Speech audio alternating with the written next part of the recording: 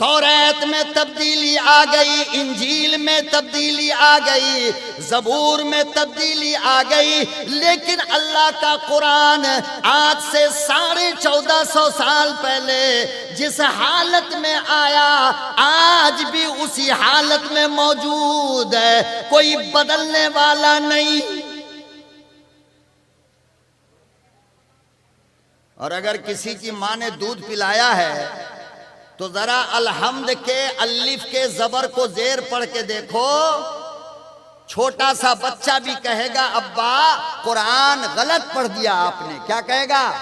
قرآن غلط پڑھ دیا۔ ارے قرآن زبر زیر پیش کی تبدیلی کو برداشت نہیں کرتا تو رکوع آیت کی تبدیلی اور سورت کی تبدیلی کو کیسے برداشت کر سکتا ہے؟ تو اس کی وجہ کیا ہے؟ توریت اللہ کی کتاب لیکن بدل گئی، انجیل اللہ کی کتاب لیکن بدل گئی، زبور اللہ کی کتاب لیکن بدل گئی، قرآن اللہ کی کتاب نہ بدلی ہے اور نہ قیامت تک بدل سکتی ہے۔ اس کی وجہ کیا ہے؟ علماء نے اس کی 2 وجہ لکھی ہے۔ کتنی؟ زور سے بولو، پیچھے تک کے لوگ بولو۔ ہاں ویسے بھی آج سب کو وقت بہت کم ملا ہے۔ علماء نے 2 وجہ لکھی ہے۔ سب سے پہلی وجہ، پوائنٹ نوٹ کرو، سب سے پہلی وجہ یہ کہ اللہ نے حضرت موسیٰ کو توریت جب دیا تو دینے کے ساتھ ساتھ یہ بھی کہہ دیا تھا کہ موسیٰ بِمَسْتُحْفِظُوا مِن کتاب اللہ، توریت دینا میرا کام ہے لیکن حفاظت کرنا یہ آپ کی ذمہ داری ہے۔ حفاظت کرنا۔ انجیل حضرت عیسیٰ کو دیا تو دینے کے بعد کہا عیسیٰ میں نے کتاب تو دے دیا لیکن حفاظت تم خود کرنا۔ حضرت داؤد کو جب زبور دیا تو فرمایا کہ داؤد کتاب تو میں نے دے دیا لیکن حفاظت آپ خود کرنا۔ یارو جب حفاظت کی ذمہ داری مخلوق کے کاندھے پر ڈالی گئی تو تم جانتے ہو کہ مخلوق کی کوئی صفت مکمل نہیں ہوتی ہے۔ مخلوق کی کوئی صفت بولو بھائی مکمل نہیں ہوتی ہے۔ مثال کے طور پر آج بچہ ہے تو 10 سال کے بعد بچہ رہے گا؟ نہیں رہے گا، جوان ہوگا۔ آج جوان ہے تو 10 سال کے بعد بوڑھا ہوگا۔ تو انسان کے اندر اللہ نے جتنی خوبیاں رکھی ہے وہ مکمل نہیں ہے۔ اسی طرح حفاظت کا معاملہ ہے۔ ایک آدمی بازار سے مٹھائی خرید کر لاتا ہے، بڑی بھاری قیمت دے کر کے لاتا ہے اور بیوی کو کہتا ہے کہ حفاظت سے رکھنا، ہم کبھی بھی کھا سکتے ہیں۔ بیوی ہر ممکن اس کے حفاظت کی کوشش کرتی ہے، اس کے باوجود مٹھائی خراب ہوتی ہے یا نہیں ہوتی؟ کیوں؟ اس لیے کہ حفاظت کی صفت بیوی کے اندر مکمل نہیں ہے۔ انسان کو اللہ نے جتنی صفات عطا فرمائی ہیں وہ سب کی سب کیا ہے؟ نامکمل ہے، ادھوری ہے، مکمل نہیں ہے۔ تو اللہ نے جب کہا کہ موسیٰ توریت کی حفاظت آپ خود کیجئے تو حضرت موسیٰ انسان ہے نا، تو مکمل حفاظت کیسے کر لیتے؟ لہذا حفاظت نہیں کر پائے اور توریت کا ٹکڑا ہو گیا۔ باپ کے پاس جو توریت ہے وہ الگ ہے اور بیٹا کے پاس جو توریت ہے وہ الگ ہے۔ اماں کے پاس جو انجیل ہے وہ الگ ہے اور بیٹی کے پاس جو انجیل ہے وہ الگ ہے۔ لیکن اللہ کے قرآن کو دیکھو، جو قرآن باپ کے سینے میں وہی قرآن بیٹے کے سینے میں، وہی قرآن پوتا کے سینے میں، وہی قرآن پرپوتے کے سینے میں، وہی قرآن جنید بغدادی کے سینے میں، ارے وہی قرآن امام ابو حنیفہ کے سینے میں، وہی قرآن امام بخاری کے سینے میں، وہی قرآن ابو ہریرہ کے سینے میں، وہی قرآن محمد عربی کے سینے میں، وہی قرآن جبرائیل کے سینے میں، اور وہی قرآن اللہ کے سینے میں۔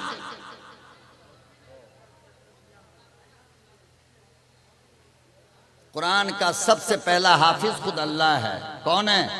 اللہ۔ اس کے بعد فرشتے، اس کے بعد نبی، پھر صحابہ، پھر تابعی، پھر تبع تابعی، اور آج کے زمانے میں وہ جس کو اللہ نے اپنا بینک بنا لیا کہ اس بینک میں میرا قرآن رہے گا۔ تو ایک وجہ ان تمام کتابوں کے برباد ہونے کی یہ ہوئی کہ اللہ نے نبیوں سے کہہ دیا کہ آپ خود اس کی حفاظت کیجئے۔ دوسری وجہ کیا ہوئی کہ توریت، انجیل، زبور یہ کتاب اللہ ہے۔ یہ کیا ہے؟ یہ کیا ہے؟ کتاب اللہ۔ توریت، انجیل، زبور صرف اور صرف کتاب اللہ ہے، اور کتاب جو ہوتا ہے وہ کتابت سے مشتق ہے، اور کتابت جو ہوتی ہے وہ لکھی جاتی ہے، اور جو لکھی جائے گی اس پر موت ہوگی۔ جو چیز لکھی جاتی ہے اس پہ موت ہوگی۔ یہ اشتہار ہے، اتنا پیسہ لگا کر لکھا گیا، چھپوایا گیا، 6 مہینہ دیوار پہ رکھ دو، 7ویں مہینے میں ایک ایک نام اس کا کیا ہوگا؟ مٹ جائے گا۔ کیوں؟ اس لیے کہ یہ لکھا گیا ہے۔ تو توریت، انجیل، زبور یہ کتاب اللہ ہے، اللہ کی کتاب ہے، اللہ نے لکھا ہے۔ لیکن قرآن کتاب اللہ بھی ہے، کلام اللہ بھی ہے۔ قرآن کیا ہے؟ کتاب اللہ بھی ہے اور کلام اللہ بھی ہے۔ کلام کسے کہتے ہیں؟ بات کو۔ کلام کسے کہتے ہیں؟ بولی کو۔ تو کلام یہ متکلم کی صفت ہے، یہ متکلم کا خاصہ ہے۔ تو پتہ یہ چلا کہ کلام تب تک زندہ رہے گا جب تک کہ متکلم رہے گا، یعنی بولنے والا جب تک رہے گا اس کی زبان بھی چلتی رہے گی۔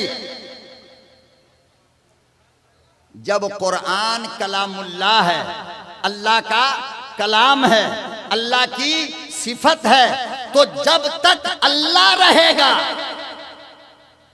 قرآن بھی رہے گا، اور اللہ کو موت نہیں تو قرآن کو بھی موت نہیں۔ پروردگار عالم نے قرآن کریم میں فرمایا، میرے بندو، میں نے تمام نبیوں کو کتاب دے کر یہ صاف کہہ دیا حفاظت کی ذمہ داری تمہاری ہے، مگر آمنہ کے لختے جگر کو جب قرآن دیا تو میں نے یہ کبھی نہیں کہا، بلکہ میں نے تو یہ کہا کہ میرے محبوب آپ گھبراؤ مت، میں آپ کی زبان پہ قرآن جاری کروں گا۔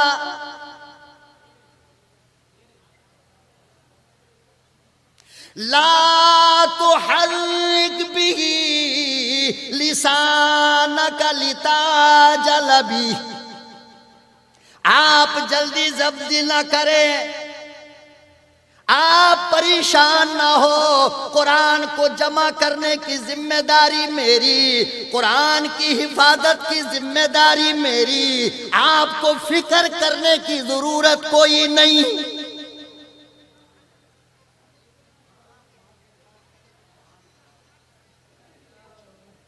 فرمایا اِنَّا نَحْنُ نَزَّلْنَا الذِّكْرَ وَإِنَّا لَهُ لَحَافِظُونَ۔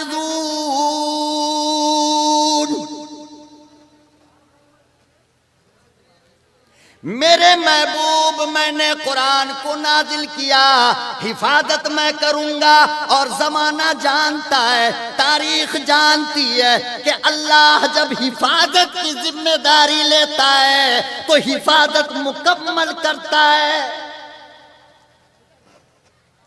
حضرت یونس علیہ السلام کو مچھلی لے کر چلی گئی پیٹ میں، اور سمندر کی تہوں میں اللہ نے فرمایا یونس گھبرائیے مت، حفاظت میں کروں گا۔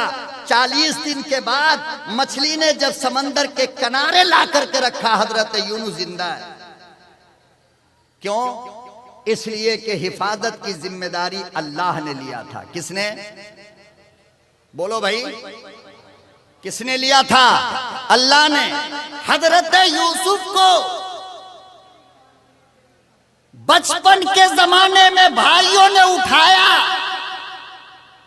اور جنگل کے کنویں میں لے جا کر کے رکھا، جہاں کسی کا آنا نہیں جانا نہیں، مردار کنواں، جہاں سے لوگ پانی بھی نہیں بھرتے تھے،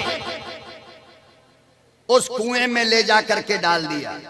اللہ نے فرمایا جبریل دوڑ کر جاؤ، میرے یوسف کو اپنی ہتھیلی پہ لے لو اور زمانے کو دکھا دو کہ بھائیوں نے جسے مارنے کا ارادہ کیا ہم نے کنواں سے نکالا اور مصر کا بادشاہ بنا دیا۔ حضرت ابراہیم علیہ السلام کو قوم کے لوگوں نے آگ کے حوالے کیا ہے۔ کہا آگ میں، اللہ نے فرمایا میرے خلیل گھبرائیے مت، پھینکنا ان کا کام ہے اور آگ کو گلشن بنانا یہ میرا کام ہے، میں آپ کی حفاظت کروں گا۔ ابراہیم علیہ السلام کا کیا ہوا؟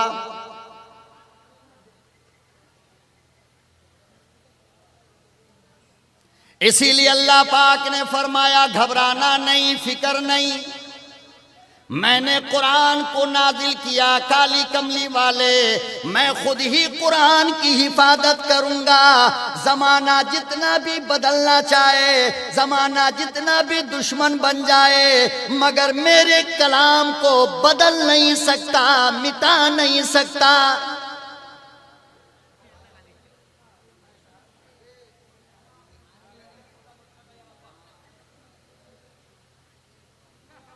پروردگار عالم نے ارشاد فرمایا لوگو یہ میرا کلام ہے، جب تک میں زندہ ہوں مجھے موت نہیں تو میرے کلام کو موت نہیں۔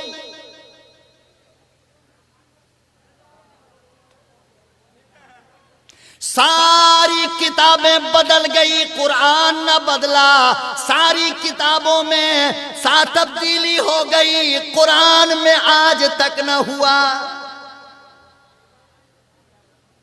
اور ہوگا بھی کیسے؟ کبھی آپ کو 5 سال کا بچہ قرآن کا حافظ ملے گا، کبھی آپ کو جوان قرآن کا حافظ ملے گا، کبھی آپ کو بوڑھا قرآن کا حافظ ملے گا۔ ارے حد تو یہ ہو گئی، پیغمبر اعظم صلی اللہ علیہ وسلم نے فرمایا کہ اگر کوئی حفظ کرتا ہوا دنیا سے چلا گیا تو اللہ قبر کے اندر فرشتے کو بھیجتا ہے کہ جاؤ میرے بندے کو ٹیوشن پڑھاؤ، ٹیوشن پڑھاؤ۔ فرشتے آتے ہیں اور قرآن پڑھانا شروع کرتے ہیں، یہاں تک کہ قیامت کے دن جب وہ اپنی قبر سے اٹھے گا تو قرآن کا حافظ بن کر کے اٹھے گا۔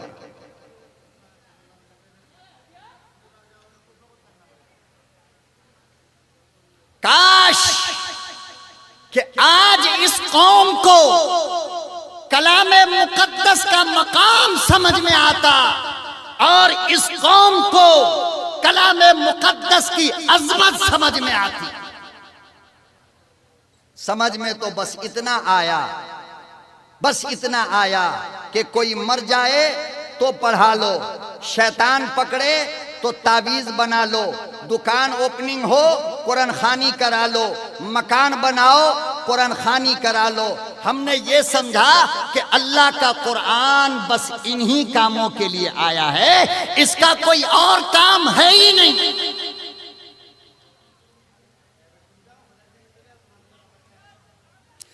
ایسے ہی لوگوں کے بارے میں قرآن کریم کہتا ہے کہ تیرا نبی میرا نبی قیامت میں اللہ سے شکایت کرے گا۔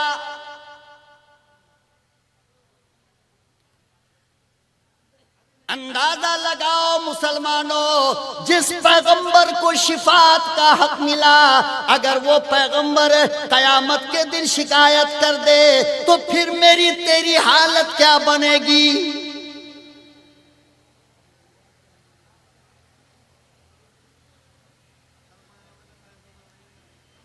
امام الانبیاء محبوب کبریا حضرت محمد مصطفیٰ صلی اللہ تعالی علیہ وسلم اشارہ کریں گے، یا رب ان قوم اتخذوا ذا القرآن مہجورا۔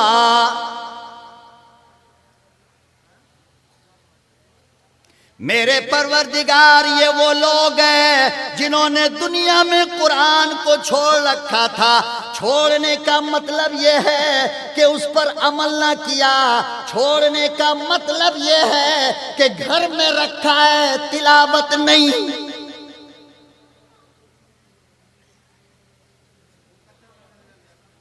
اللہ اکبر و کبیرہ، حد یہ ہو گئی کہ ماں کو جہیز میں جو قرآن ملا، جہیز کا ہر سامان استعمال ہو گیا، مگر قرآن آج تک کھولنے کا موقع نہیں ملا۔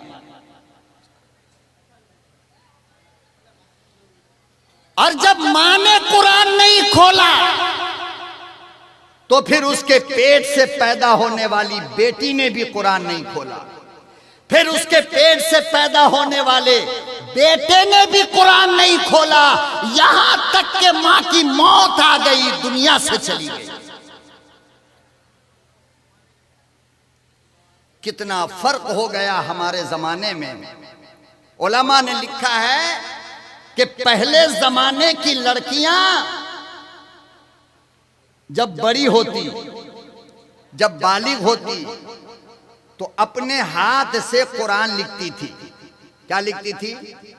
اپنے ہاتھ سے قرآن لکھتی تھی۔ آج لکھنا تو چھوڑو، سننے کا موقع نہیں، اور سننا تو چھوڑو، دیکھنے کا موقع نہیں، اور دیکھنا تو چھوڑو، پڑھنے کا موقع نہیں، اور پڑھنا تو چھوڑو، قرآن بولنے کا موقع نہیں۔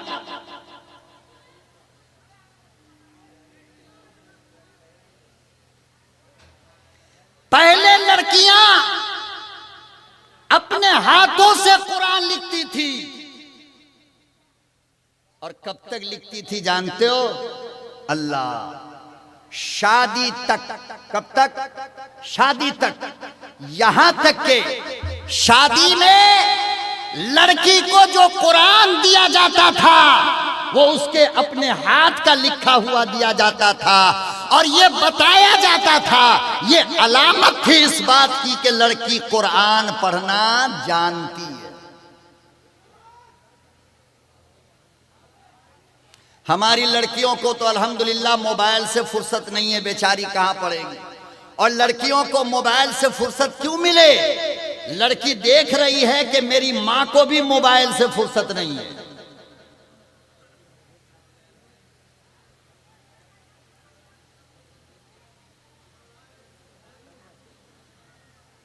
اللہ اکبر و کبیرہ، لوگوں، قرآن کریم کی آج تم نے جو حالت بنائی ہے، اتنا بڑا مجمع بیٹھا ہے، تمام کے تمام بڑے چھوٹے جوان، اس میں حاجی بھی ہے، نمازی بھی ہے، حافظ بھی ہے، عالم بھی بیٹھا ہے، لیکن اللہ کو گواہ بنا کر ہاتھ اٹھا کر کہو، تم میں کس نے آج قرآن کی تلاوت کی؟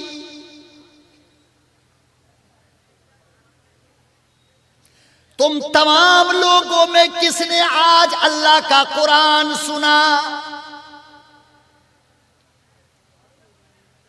تم تمام لوگوں میں سے کس نے آج اللہ کے کلام کو چوما ہے؟ کسی کا ہاتھ نہیں اٹھ رہا ہے.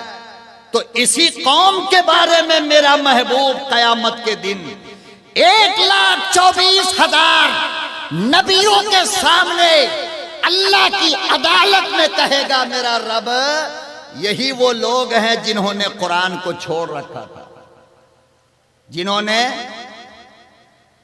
قرآن کو چھوڑ رکھا تھا. 4-4 5-5 گھنٹہ 24-24 گھنٹہ ان کو فیس بک چلانے کا ٹائم تھا، انسٹا چلانے کا ٹائم تھا، ٹیلی گرام چلانے کا ٹائم تھا، موبائل چلانے کا ٹائم تھا، لیکن قرآن پڑھنے کا ان کے پاس بالکل ٹائم ہی نہیں.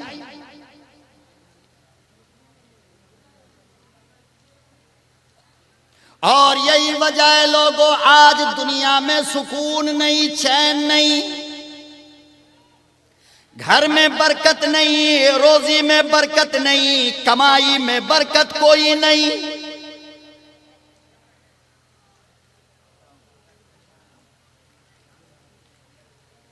امام الانبیاء محبوب کبریا حضرت محمد مصطفیٰ صلی اللہ تعالی علیہ وسلم نے ارشاد فرمایا لوگوں دنیا کا سب سے بڑا آدمی وہ ہے، سب سے بڑا مالدار وہ ہے، سب سے بڑا دولت والا وہ ہے، سب سے بڑا عزت والا وہ ہے جو قرآن کا عاشق ہو.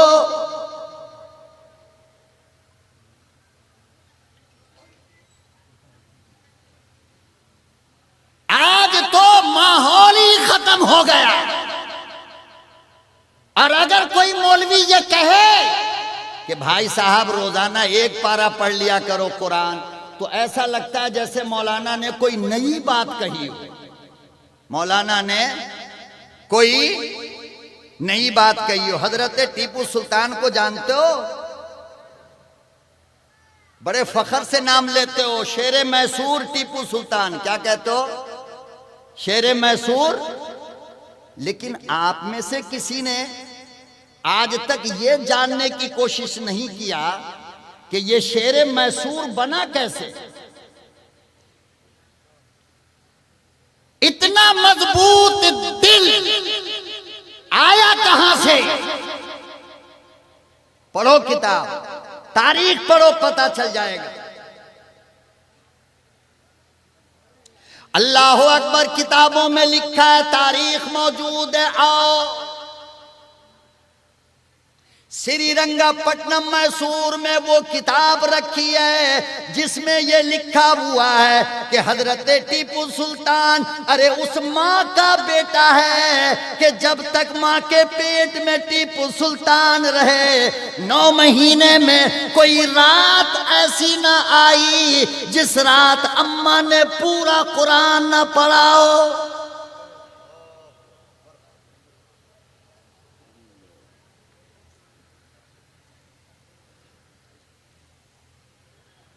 اس ماں کا بیٹا ہے جس نے قسم کھا کر کہا میرے جگر کے ٹکڑے میں جب سے بالغ ہوئی تیرے ابا کے سوا میرے پاؤں کے ناخون بھی کسی غیر نے نہیں دیکھا.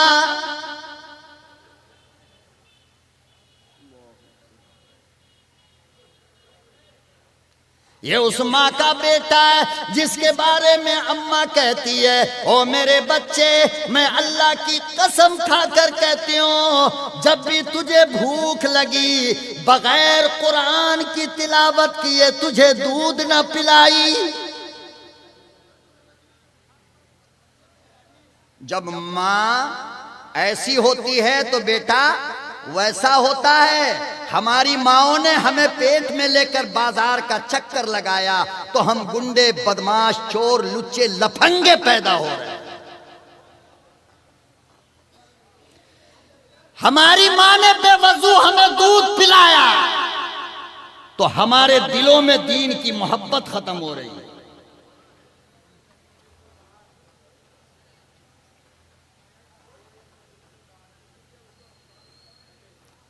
قرآن کو اپنے سینے میں بساؤ، قرآن سے محبت کرو، قرآن والوں سے محبت کرو، قرآن پڑھنے والے سے محبت کرو، قرآن پڑھانے والے سے محبت کرو، اور جہاں پر قرآن پڑھایا جا رہا ہو ان مدرسوں سے محبت کرو، اللہ زندگی کا سارا غم دور کر دے گا۔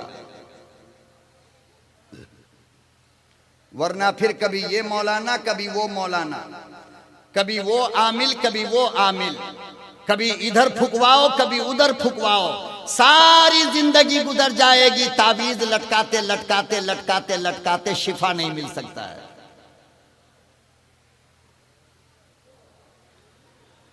مولانا فضل رحمہ گنج مراد آبادی بہت بڑے اللہ والے گزرے ہیں، بہت بڑے۔ ان کا ایک مرید تھا اور وہ مرید پوسٹ مین کا کام کیا کرتا تھا، پوسٹ مین کا۔ حضرت کی خانقاہ میں گیا، مجلس ختم ہوئی۔ آپ مجلس جانتے ہو، آپ لوگ جتنے یہاں بیٹھے ہو مجلس جانتے ہو؟ ارے مجلس نہیں جانتے؟ کسے کہتے ہیں؟ چائے کے ہوٹل میں بیٹھ کر کے جو 10-12 لوگ بات کرتے رہتے ہیں، ایک مجلس وہ ہے۔ اور کھیت کھلیان کے نکر پہ بیٹھ کے جو باتیں کرتے ہو، ایک مجلس وہ ہے۔ ہماری ماں بہن بیٹیاں اپنے مکان کے باہر بیٹھ کر پورے محلے کی عورتوں کی جو برائی کرتی ہے، ایک مجلس وہ ہے۔ لیکن یہ ساری مجلس مسلمانوں وہ ہے جس پر اللہ کی لعنت برستی ہے۔ کیا برستی ہے؟ بولو نا۔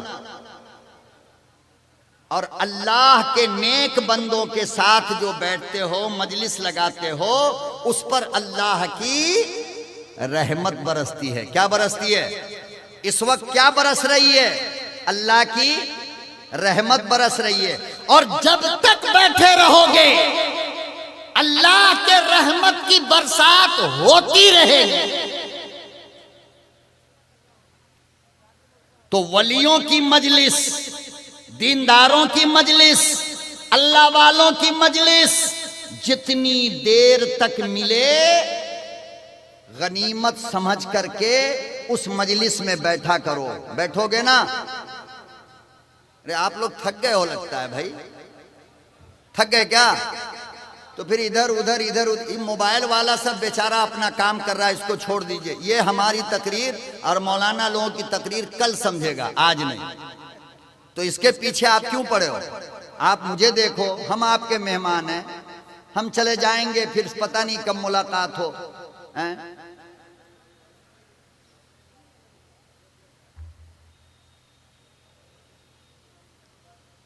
اللہ والوں کی مجلس میں، نیک لوگوں کی مجلس میں اب تم کہو گے کہ مولانا اللہ والے کہاں ہیں؟ تم کہو گے مولانا، ارے بولو نا۔ میں دیکھو اس لیے بلوا رہا ہوں کہ 11:30 ہو رہا ہے اور گاؤں میں لوگ 11:30 بجے ڈبل نیند پوری کر چکے ہوتے ہیں۔ میں بھی گاؤں کا ہوں، تو آپ کو نیند ستا رہی ہے، اس لیے میں کہہ رہا ہوں کہ تھوڑا تھوڑا بولتے رہو تاکہ پڑوس والا جو سو رہا ہو آپ کی آواز سن کر کے جاگ جائے، آپ کو ثواب مل جائے گا انشاءاللہ۔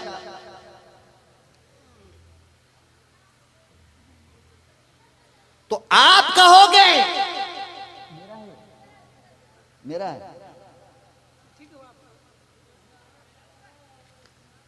میرا گانا پرچی، تو آپ کہو گے کہ اللہ والا کہاں ہے؟ تو چلو در رسول پر اور مصطفیٰ کی چوکٹ پر جا کر کے پوچھتے ہیں کہ آمنہ کے در یتیم، حلیمہ کے لاڈلے، حسنین کے نانا جان، بتاؤ ہم اللہ والا کہاں ڈھونڈے؟ تو میرا نبی کہتا ہے کیا کہتا ہے میرا نبی؟ 40 دن جو فجر کی اذان دے دے وہ جنتی ہے۔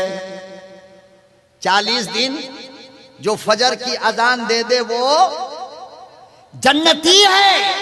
اور جب جنتی ہے بزبان مصطفیٰ تو پھر دنیا میں اس سے بڑا اللہ والا کون ہو سکتا ہے؟ لہذا مؤذن کے ساتھ بیٹھا کرو۔ جو 40 سال سے اذان دے رہا ہے، 10 سال سے اذان دے رہا ہے، اللہ والا ہوا یا نہیں؟ پھر ہم نے پوچھا میرے محبوب اور کون ہیں اللہ والے؟ تو میرے آقا نے فرمایا ہم اہل القرآن اہل اللہ، جو قرآن کی تلاوت خوب کرتا ہو وہ اللہ کا ولی ہے۔ یہ کون کہہ رہے ہیں؟ یہ میرے بولو نا مصطفیٰ کہہ رہے ہیں۔ تو جو قرآن پڑھنے والا ہو اس کی مجلس میں بیٹھ جاؤ۔ میں نے کہا میرے آقا اور کون ہے؟ تو میرے آقا نے فرمایا الجنت تحت اقدام الامہات، تیرے ماں کے قدموں کے نیچے جنت ہے۔ تو میں پوچھ سکتا ہوں جنید بغدادی کے قدموں میں جنت نہیں ہے، نظام الدین اولیاء کے قدموں میں جنت نہیں ہے، معین الدین اجمیری کے قدموں میں جنت نہیں ہے؟ اللہ کے نبی نے فرمایا اماں کے پاؤں کے نیچے جنت ہے۔ تو پھر بتاؤ ماں سے بڑی بزرگ کون ہے؟ تو اماں کے پاس بیٹھا کرو، اللہ کی رحمت بولو نا برسے گی۔ پھر ان جیسے اور اللہ کے نبی صلی اللہ علیہ وسلم سے پوچھا گیا کہ میرے محبوب اور کون ہے اللہ والا؟ تو فرمایا کہ جس کا چہرہ دیکھ کر تمہیں رب کی یاد آ جائے، جس کا چہرہ دیکھ کر تمہیں رب کی یاد آ جائے وہ اللہ والا ہے۔ جتنے لوگ بیٹھے ہو میں تم سے پوچھتا ہوں کہ ایسا چہرہ دیکھنے تم بنگلور آؤ گے؟ یا تمہارے سامنے یہ درویش جو بیٹھا ہوا اسے دیکھ کر تمہیں رب کی یاد نہیں آ رہی ہے؟ تمہیں اللہ کی یاد نہیں آ رہی ہے؟ اس کی ذات کو دیکھ کر، اس کا نورانی چہرہ دیکھ کر تمہیں رب کی یاد نہیں آئی؟ اگر رب کی یاد آئی تو پھر مصطفیٰ نے کہا یہی اللہ والا۔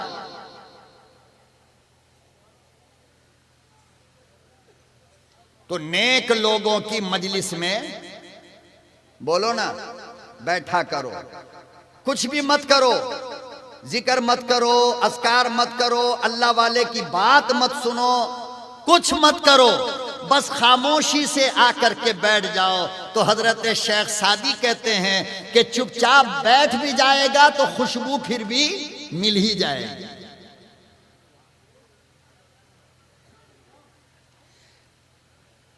ارے جس دکان پر عطر بکتا ہو تم اس دکان پہ جاؤ، عطر مت لو۔ تو بتاؤ عطر کی خوشبو لگے گی یا نہیں لگے گی؟ لگے گی نا؟ عطر خریدا تو نہیں مگر خوشبو لگ گئی۔ فرمایا کہ اہل اللہ کی گلی میں گزر بھی جائے گا تو خدا کی رحمت تجھے اپنے دامن میں سمیٹ لے گی، اس لیے کہ خدا کے نیک بندوں پہ ہر وقت اللہ کی رحمت برستی رہتی ہے۔ حضرت شیخ سعدی رحمت اللہ علیہ نے گلستاں کے اندر ایک واقعہ لکھا ہے، سن لو، میرا ٹائم بھی تقریباً ہونے والا ہے۔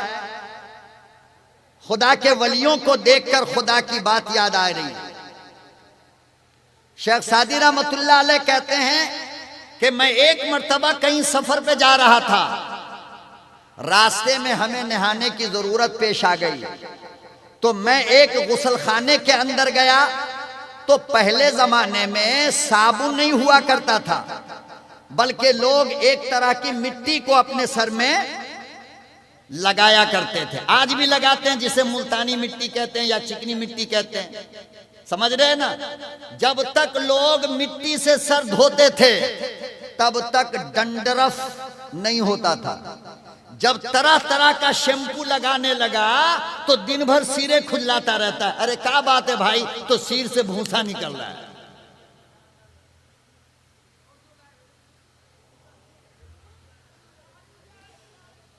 تو شیخ سعدی رحمت اللہ علیہ کہتے ہیں کہ میں غسل خانے میں گیا اور جو مٹی رکھی تھی نا اس مٹی کو اٹھا کر جب میں نے سر پہ لگانا چاہا تو اس میں سے گلاب کی خوشبو آ رہی تھی مٹی سے۔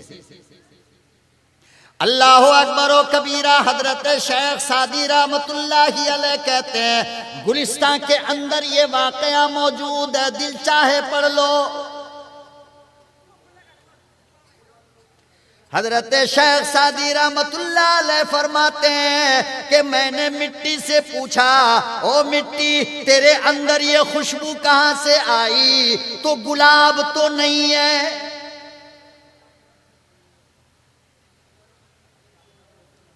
نہ تو گلاب ہے نہ عنبر ہے، پھر یہ خوشبو کہاں سے آئی؟ تو مٹی کہنے لگی ہاں بات تو صحیح ہے، مگر میں ایک زمانے تک گلاب کے پیڑ کے نیچے رہی،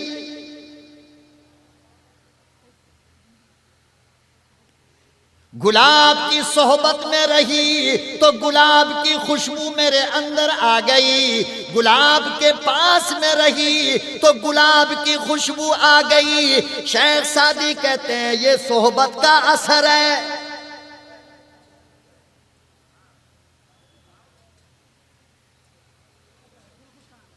اللہ والوں کی صحبت میں رہو۔ تو میں عرض یہ کر رہا تھا کہ مولانا فضل الرحمن گنج مراد آبادی کی مجلس سے اٹھ کر کے منشی جی جا رہے تھے ڈیوٹی کے لیے پوسٹ آفس میں،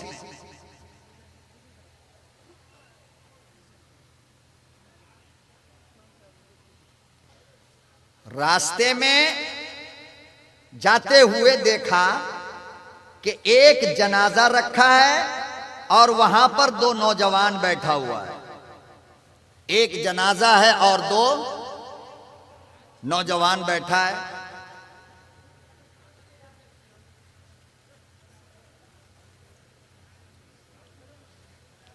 یہ آج کے دولہا ہیں جن کے سر پہ ابھی تاج پہنایا جائے گا، آپ حضرات انشاءاللہ دیکھیں گے۔ اس کے بعد وہی ہے، وہی پروگرام ہے۔ تھوڑی دیر اور آپ مجھے ہضم کر لیں یا برداشت کر لیں۔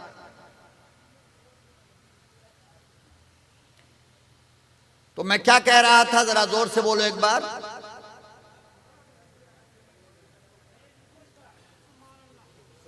واہ ماشاءاللہ، کتنے غور سے آپ حضرات سن رہے ہیں، الحمدللہ۔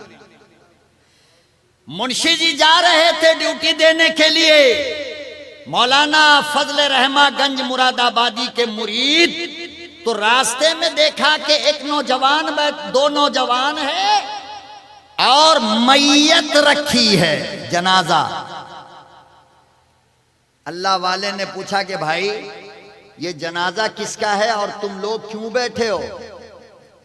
کہنے لگا صاحب یہ میرے گاؤں کے ایک آدمی کا جنازہ ہے اور میں اس انتظار میں بیٹھا ہوں کہ کوئی آدمی آئے اور جنازے کی نماز پڑھا دے، اس لیے کہ ہمیں جنازہ پڑھانا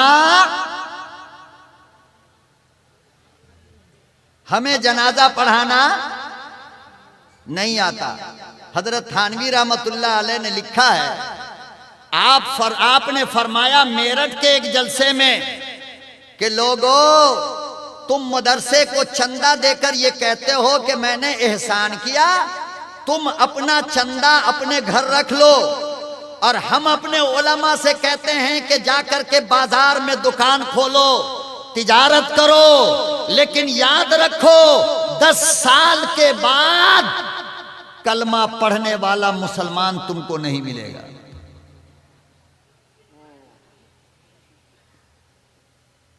کلمہ پڑھنے والا مسلمان، یہ جنازہ پڑھانے والا، نکاح پڑھانے والا، نماز پڑھانے والا، مکتب پڑھانے والا، کان میں اذان دینے والا، تکبیر کہنے والا، قرآن خوانی پڑھنے والا، یہ سب کہاں سے آ رہا ہے؟ ارے اس کی فیکٹری کہاں ہے؟ یہی مدرسہ ہے نا۔ اور جب یہ مدرسہ بند ہو جائے اور پورے ہندوستان کا مدرسہ بند ہو جائے تو پھر کیا ہوگا؟ 10 15 20 سال کے بعد امریکہ سے بلانا پڑے گا جنازہ پڑھانے کو، بل کلنٹن آئے گا پڑھانے۔ تو ہم لوگ سمجھتے ہیں کہ مدرسے والوں کو دے لے کر کے ہم احسان کر رہے ہیں۔ کیا کر رہے ہیں؟ مدرسے والوں کو دے لے کر ہم احسان کر رہے ہیں۔ ہاں ہاں بالکل احسان کر رہے ہو۔ جب مدرسے والا تھک ہار کر بیٹھ جائے گا مدرسہ بند کر کے، پھر ایسی نورانی مجلس کو ڈھونڈتے رہو گے، نہیں مل سکتی۔ یہ مدرسے کا سطح ہے جو ہندوستان کے کونے کونے سے اہل علم کو بلا کر اسٹیج پر بیٹھا کر کے آپ کو دیدار کروایا جاتا ہے، جس کے بارے میں میرے مصطفیٰ نے فرمایا تھا کہ عالموں کو دیکھ لو محبت کی نظر سے، میں محمد کہتا ہوں کہ کفر پہ موت نہیں آئے گی، ایمان پر خاتمہ ہوگا۔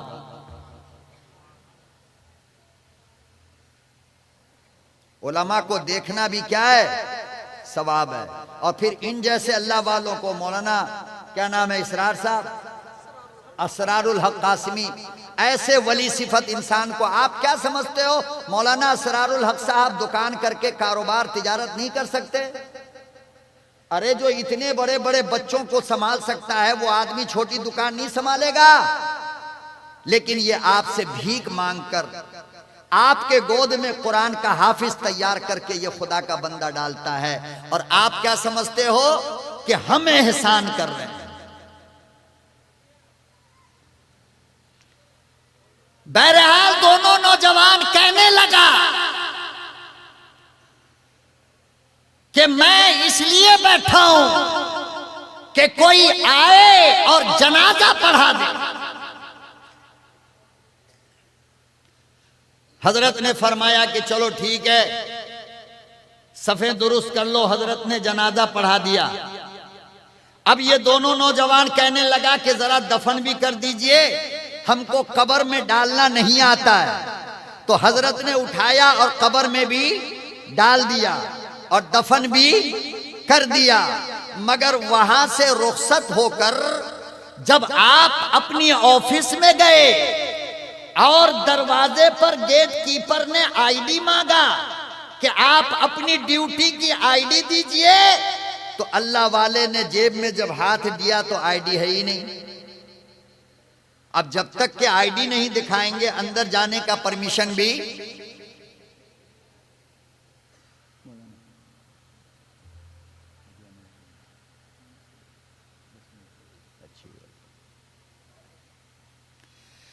جب تک کہ آئی ڈی نہیں دکھائیں گے اندر جانے نہیں دے گا۔ اب یہ اللہ والا پریشان کہ بھائی آئی ڈی گیا تو کہاں گیا؟ اچانک دماغ میں ایک بات آئی، خیال آیا کہ او ہو ہم نے جو مٹی دیا ہے نا جھک کر کے، تو شاید کہ قبر میں آئی ڈی گر گئی۔ وہاں سے واپس آئے، یہ دونوں نوجوان قبر کو برابر کر کے جا رہا تھا۔ یہ خدا کا ولی بھاگا ہوا اس کے قریب گیا اور کہا کہ بچے اگر اجازت دو تو میں قبر کو کھول کر اپنی آئی ڈی وہاں سے اٹھا لوں، ایسا لگتا ہے میری آئی ڈی وہاں گر گئی ہے اور یہ میری زندگی کا سوال ہے۔ اللہ اکبر و کبیرہ، لوگوں فیصلہ کر کے تم بتاؤ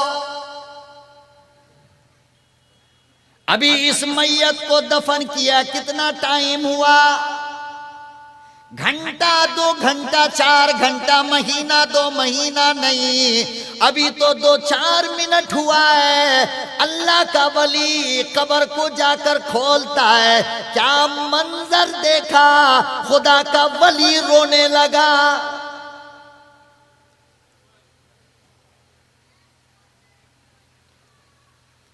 اللہ کے ولی نے دیکھا ابھی جس میت کو دفن کیا گیا، ذرا سی مٹی ہٹائی، پوری قبر تازہ تازہ گلاب سے بھری ہے۔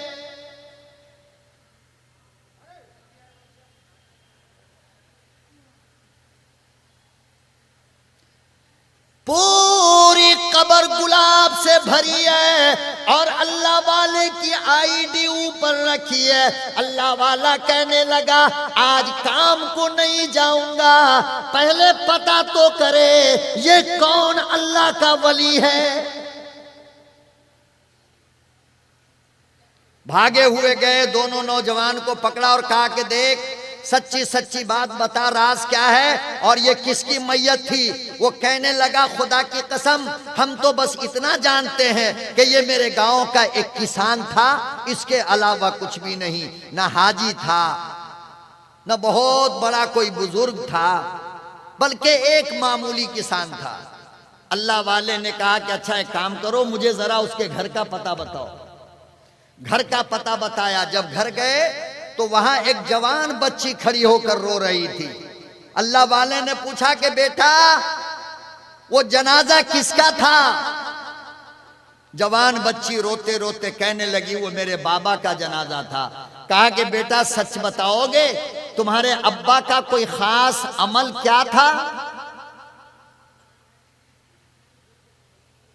بیٹی کہنے لگی کوئی خاص عمل تو میں جانتی نہیں،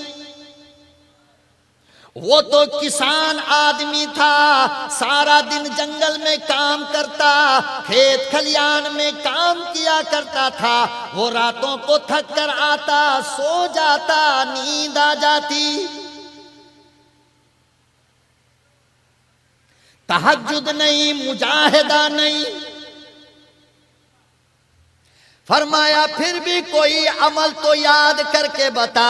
بیٹی کہنے لگی اللہ والے وہ سامنے دیکھو ایک کتاب رکھی ہے، پرانی کتاب ہے.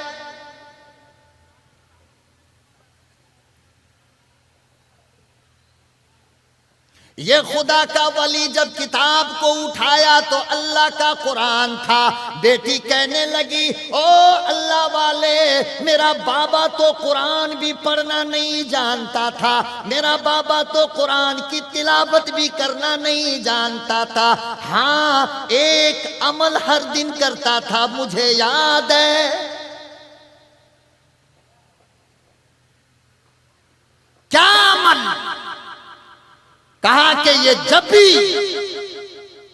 کام کے لیے نکلتا اپنے گھر سے باہر تو قرآن کو کھول کر یوں بیٹھ جاتا اور اس کے ہر لائن پہ انگلی گھما گھما کر کے بس ایک بات کہتا تھا، میرے اللہ آپ نے جو کہا وہ سچ کہا. انگلی چلاتا تھا، آنکھ سے آنسو گرتا تھا. جب ایک پارے مکمل ہو جاتے تو قرآن کو بند کر کے اپنے لبوں سے چومتے، پھر پیار سے اٹھا کر رکھ دیتے اور کھیت کو چلے جاتے کام کرنے کے لیے. خدا کے بندے نے کہا کہ زندگی کی ساری عبادت ترازو کے ایک پلڑے پر اور قرآن کی محبت ایک پلڑے پر، بس اسی نے اس کو ولی کامل بنا دیا ہے.